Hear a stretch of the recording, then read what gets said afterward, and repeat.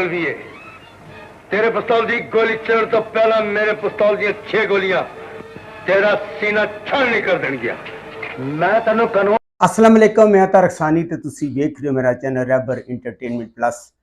अज सुल्तान राय दी एक और फिल्म का मुकम्मल तारफ तुहाडे अगे पेश करांगा और तुहानूं दसांगा कि यह फिल्म किहड़े सन च रिलीज़ हुई, इस फिल्म की कहानी की सी और इस फिल्म की कास्ट किहड़ी सी।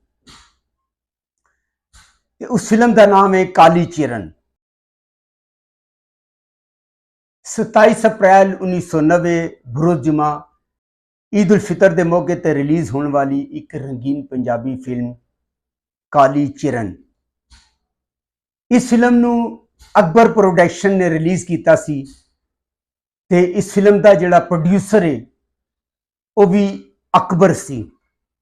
अकबर नूं तुसी बहुत सारिया फिल्मां बतौर हीरो वेख्या होएगा, गुलाम फिल्म, कातल हसीना, इस तो अलावा बहुत सारिया सुपरहिट फिल्मों का वह माठा अदाकार सी और अपना पैसा लगा के वह फिल्मों के विच काम करता सी और उन्हां दी एक टीम सी अपनी, जिन्हां दे विच हिदायतकार खलीफा सईद अहमद होंदे सन, अकबर होंदा सी और इस तरह करके इन्हां दी टीम बनी हुई सी जिन्हां दे तहत फिल्मां बनाते सन। और काली चिरन भी उसे प्रोडक्शन टीम का हिस्सा सी। उसे प्रोडक्शन टीम ने इस फिल्म नूं बनाया सी ते इस फिल्म की जिहड़ी मेन कास्ट सी वो सुल्तान राय ने फिल्म का टाइटल रोल अदा किया सी और जिहड़ा दूजा हीरो सी वो अकबर सी। अंजमन ने भी इस फिल्म के अंदर काम किया। एक रूटीन की फिल्म सी। इस तरह की बहुत सारिया फिल्मां वेखियां होनियां। इस कहानी उत्ते तुसीं बहुत सारिया फिल्मां वेखियां होनियां और मैनू बड़ा अफसोस है जदों यह फिल्म वे वेखी है।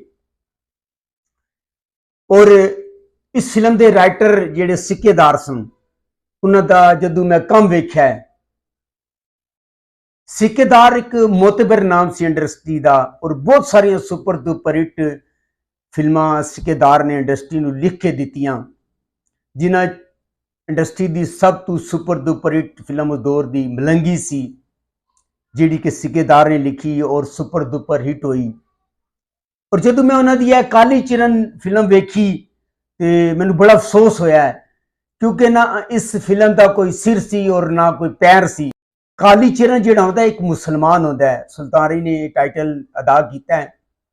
उसका नाम पहले अनवर अली होंदा है और एक हिंदुओं के घर चो जदों बड़ा हो जाता है, पनाह लैंदा है, तो उन्होंने अपना पुत्र बुला के उन्होंने काली चिरन का नाम दे देंगे और उन्होंने एक कहते कि असी तेरा मजहब नहीं बदलांगे, तेरा मजहब मुसलमान ही रहेगा, लेकिन तेरा नाम जिहड़ा है काली चिरन होएगा। काली चिरन फिल्म के अंदर गाना उस दौर ही एक दो गाने इंडियन फिल्मों के कापी कर लेंदे सी ते इस फिल्म के विच भी अंजमन और अकबर ते एक गाना फिल्मबंद किया गया है, जिहड़ा कि कापी किया गया गाना देश प्रेमी फिल्म है अमिताभ बच्चन की। उसका गाना सी बोलता हूँ भाग जा, नहीं बाबा नहीं, सीधा जेल जाएगा कोई बात नहीं।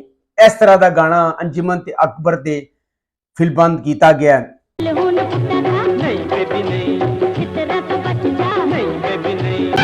जा जल्दी भाग जा, नहीं बाबा नहीं, बोलता हूँ भाग जा, नहीं बाबा नहीं।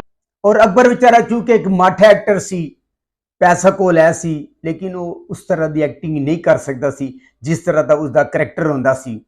और तुसी जिहड़ा कहानी का स्टार्ट है, बहुत सारी फिल्मां ऐसा स्टार्ट वेख्या होगा कि विलन आंदा है, विलन आके किसी बंदे नूं, किसी बड़ी शख्सियत नूं कतल करता है और कतल कर रहा जदों होंदा तो एक फोटोग्राफर उत्थे लाजमी आ जाता है। वो फोटोग्राफर लाजमी आ जाता है, वो तस्वीरां भी लै लैंदा है और उस तो बाद वो फोटोग्राफर फरार हो जाता है और फरार होने तो बाद या तो वो रस्ते च कतल हो जाता है या और कार पहुंच के कतल हो जाता है।